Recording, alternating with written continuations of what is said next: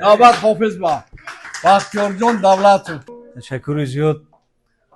درودی پر از مهر و محبت نثار همه شما دوستان عزیز. شاعر می‌فرماید که هیچ شادی نیست اندر این جهان برتر از دیدار روی دوستان. دوستانی ارجمندم عمرتان بادا دراز، مهربان و دلپسندم عمرتان بادا دراز. گرمی دل یافتم، گرمی دل یافتم از گرمی دیدارتان، شادکام و سربلندم عمرتان بادا دراز، عمرتان بادا دراز.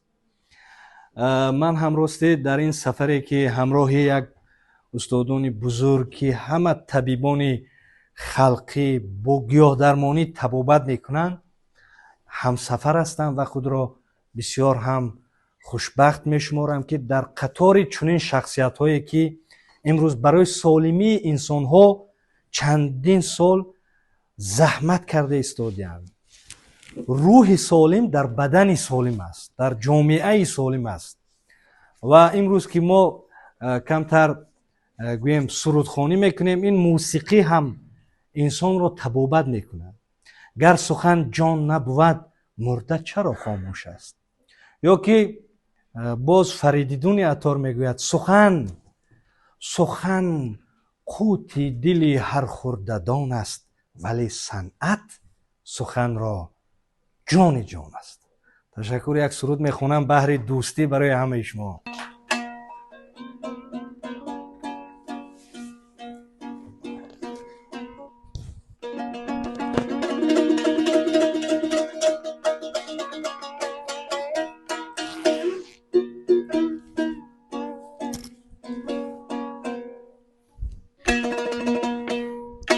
Tacikon Özbekonen iki millet dostlar. Tacikon Özbekonen iki millet dostlar. Gavhari ek hanedanend iki millet dostlar.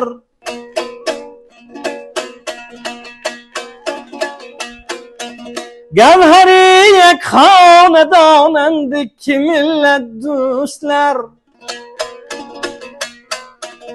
Ruhi camiu nevai şad bulsun tabe. Ruhi camiu nevai şad bulsun tabe. Zebi sedhat dastanen iki millet dostlar. Zebi sedhat dastanen iki millet dostlar. İki millet dostlar, iki millet dostlar. Tacikon Özbekonen iki millet dostlar.